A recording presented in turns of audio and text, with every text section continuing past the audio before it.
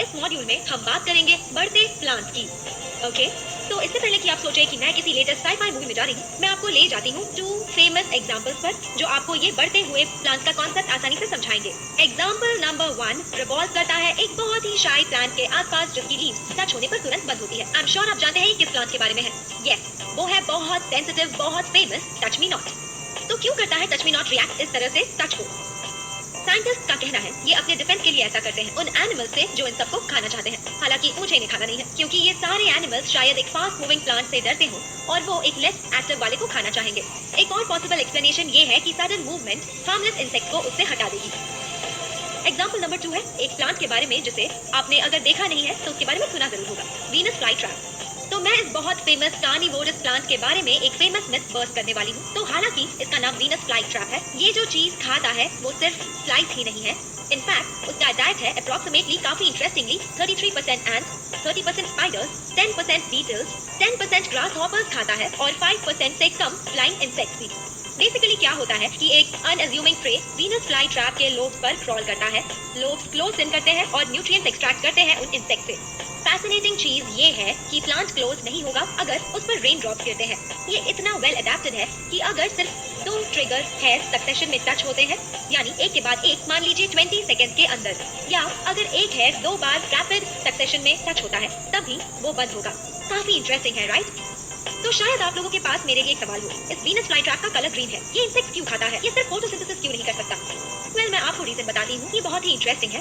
Reason है कि जहाँ ये ग्रो होता है वहाँ सॉइल एसिडिक होता है, नाइट्रोजन, मिनरल्स और बाकी न्यूट्रिएंट्स बहुत ही स्कार्स होते हैं। तो लिविंग क्रीचर्स जैसे इंसेक्ट्स न्यूट्रिएंट्स का एक अच्छा सोर्स प्रोवाइड करते हैं, स्पेशली नाइट्रोजन जो बहुत जरूरी होता है प्रोटीन के लिए, और वो सॉइल में मिसिंग होते हैं और उनके अंदर एडिशनल एनर्जी लेडन कार्बोहाइड्रेट्स भी है। एक और बात बता दूं कि वीनस फ्लाई ट्रैप इंसेक्ट को रैंडमली नहीं खाता है क्योंकि उसे फोटोसिंथेसिस करना नहीं आता। वो फोटोसिंथेसिस कर सकता है। अगर आप सच में प्लांट की ओर देखेंगे तो नोटिस करेंगे कि उसकी लीफ है जो स्टेम से एक्सटेंड कर रही है, जो फोटोसिंथेसिस करती है, और लीफ एडिशनली एक्सटेंड करती है एक और लोब वाली लीफ में जो एक्चुअल ट्रैप फॉर्म करती है। और अब आप मुझसे पूछ सकते हैं, ओके तो वीनस फ्लाई ट्रैप ये करता है, दूसरे प्लांट्स का क्या? इसका जवाब अभी बताती हूँ। और भी प्लांट्स हैं जो सेम चीज करते हैं जो वीनस फ्लाई ट्रैप करता है। सॉइल में जहाँ नाइट्रोजन बहुत स्कार्स है, एग्जांपल के लिए लीजिए पिचर प्लांट, वो बिल्कुल सेम चीज करता है। आई एम श्योर कि अगर आप बहुत सारा रिसर्च करेंगे तो आपको और कई प्लांट्स मिलेंगे जो सेम चीज करते हैं और इन जैसे प्लांट्स ने अडेप्ट की है और खूबसूरती से फंक्शन करते हैं अपनी रिक्वायरमेंट्स का ध्यान रखने के लिए। तो क्या होता है अगर आप किसी चीज को स्टिमुलेट करते हैं, हॉट स्टफ को टच करते हैं, आप अपना हाथ झट से हटाते हैं। हाथ को झट से हटाना स्टिमुलस को रेस्पॉन्स देना था, इस केस में स्टिमुलस था ही, ठीक है? प्लांट्स भी स्टिमुलस के रिस्पॉन्स से मूव होते हैं और आज मैं यही सिखाने वाली हूँ बढ़ते हुए प्लांट्स के बारे में। फ्लाई ट्रैप की केस में वीनस फ्लाई ट्रैप झट से बंद हो जाता है जो एक रिस्पॉन्स है जब एक इंसेक्ट प्लांट के लीव्स के सेंसिटिव हेयर को टच करता है। ये था स्टिमुलस। अब प्लांट्स मूव भी होते हैं, सिर्फ वीनस फ्लाई ट्रैप ही नहीं, सिर्फ टच मी नॉट ही नहीं, आमतौर पर प्लांट्स मूव होते हैं। यस, सिर्फ इतना ही नहीं, हम हमारी जिंदगी में इतने व्यस्त होते हैं कि हम उन्हें नोटिस नहीं करते और उनकी मूवमेंट्स हमसे बहुत बहुत ज्यादा स्लोअर होती है। द वीनस फ्लाई ट्रैप और touch me not fast movements दिखाते हैं और इसलिए हम ट्रोपिज्म कहते हैं। तैयार रहिए, आपको ट्रोपिज्म ये शब्द अब बहुत बार सुनाई देगा। ओके, तो सारे प्लांट्स उनकी मूवमेंट इसे ट्रोपिज्म कहते हैं। मैं इस शब्द के लिए कुछ प्रीफिक्सेस डालती हूँ और आप समझ जाएंगे ये जरूरी क्यों है और हम इसका यूज कैसे करते हैं। अब प्लांट की लीफ का एक एग्जांपल लेते हैं, वो सन की ओर टर्न करती है, राइट? आपने सनफ्लावर में देखा होगा। इस मूवमेंट को फोटोट्रोपिज्म कहते हैं। ये बहुत ही सिंपल है, वो इसलिए क्योंकि फोटो का मतलब है लाइट। प्लांट की लीव्स और स्टेम्स की ग्रेविटी के रिस्पॉन्स में ऊपर की तरफ और रूट के नीचे की तरफ ग्रो करती हुई मूवमेंट को हम कहते हैं वो है ग्रेविट्रोपिज्म या जियोट्रोपिज्म। अब अगला वाला आप गेस करिए। प्लांट के पास का मूवमेंट पानी के रिस्पॉन्स में है। पानी को साइंटिफिकली हाइड्रो कहते हैं, तो हाइड्रोट्रोपिज्म। एग्जाम्पल के लिए अगर आप हाइड्रोफोबिक हैं, आप पानी से बहुत डरते हैं क्योंकि फोबिया है फियर, और अगर आप हाइड्रोफिलिक हैं तो आपको पानी से प्यार है और आप पूरा दिन उसमें तैर सकते हैं। मैं बहुत वोकैबुलरी की बात कर रही हूँ, चलिए वापस चलते हैं। तो चलिए प्लांट हार्मोन्स की स्टडी डिटेल में करते हैं। अगर ग्रोथ का रेस्पॉन्स स्टिमुलस की तरफ ही हो रहा है तो वो पॉजिटिव ट्रोपिज्म है, और अगर वो स्टिमुलस से दूर है, पॉजिटिव का ऑपोजिट क्या है? नेगेटिव। हाँ, नेगेटिव ट्रोपिज्म। अब चलिए एक एग्जांपल लेते हैं इसे समझने के लिए। ग्रेविटी के खिलाफ ये जो शूट्स की ग्रोथ है, ग्रेविटी के रिस्पॉन्स में कही जाती है नेगेटिव जियोट्रोपिज्म, और ग्रेविटी के तरफ रूट्स की ग्रोथ को पॉजिटिव जियोट्रोपिज्म कहते हैं। ये बहुत ही आसान है, इस तरह से सीखना शुरू करें, आपके लिए एग्जांपल्स के साथ मुश्किल कॉन्सेप्ट्स भी आसान हो जाएंगे समझने।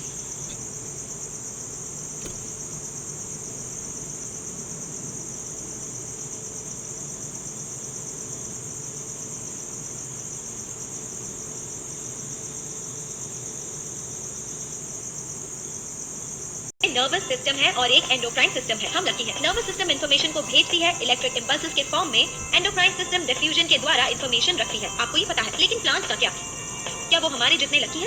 वेल, प्लांट्स के पास नर्वस सिस्टम नहीं है। उन्हें हमारी जैसी पूरी बॉडी में इंफॉर्मेशन भेजने के लिए एंडोक्राइन सिस्टम पर निर्भर रहना पड़ता है। फैक्ट ये है कि प्लांट्स में भी हमारी तरह रेजिंग हार्मोन्स होते हैं, जो जिम्मेदार है कई चीजों के लिए, जैसे प्लांट्स को लाइट सेंस करने में मदद करना, रूट्स फॉर्म करना, डेवलपमेंट को बढ़ावा करना, फ्रूट्स को पचाना, वगैरह वगैरह, और बहुत सारी इंपॉर्टेंट चीजें।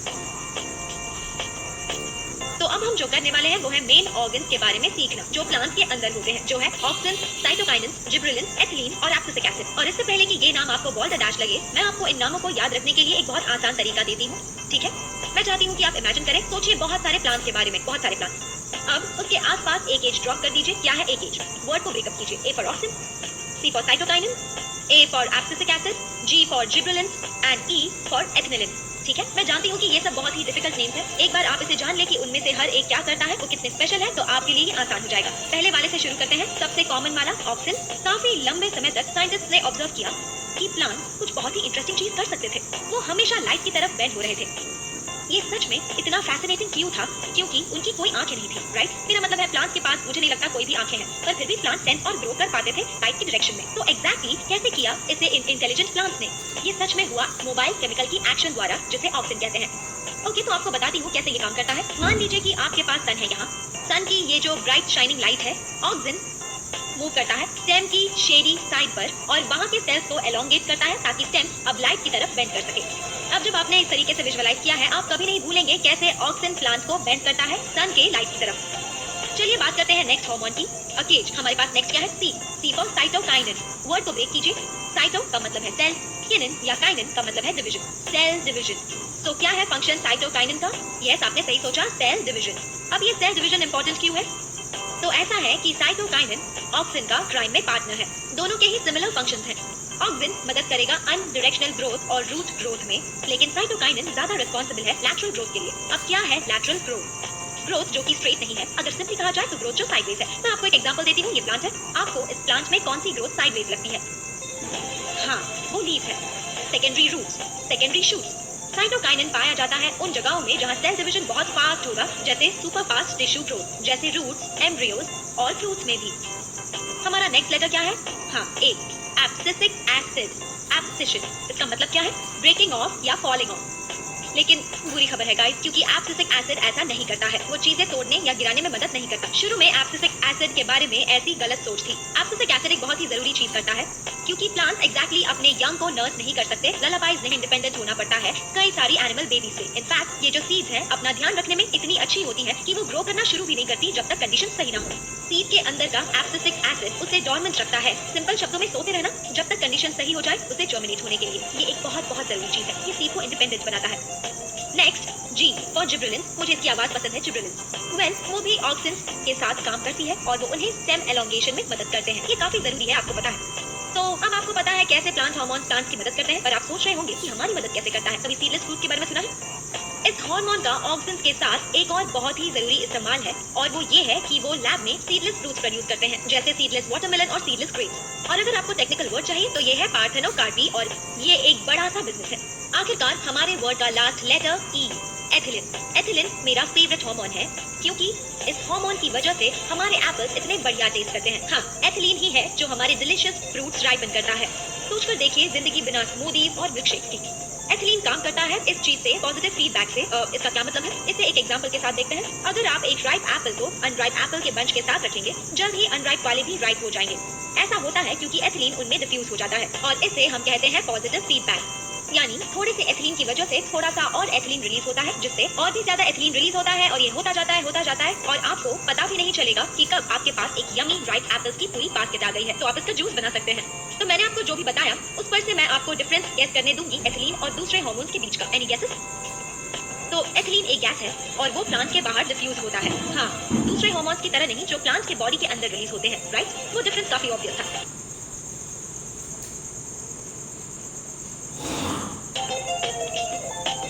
ओके, अब टाइम है हमने जो सीखा उसको तुरंत समराइज करने में एक सिंपल टेबल की मदद से।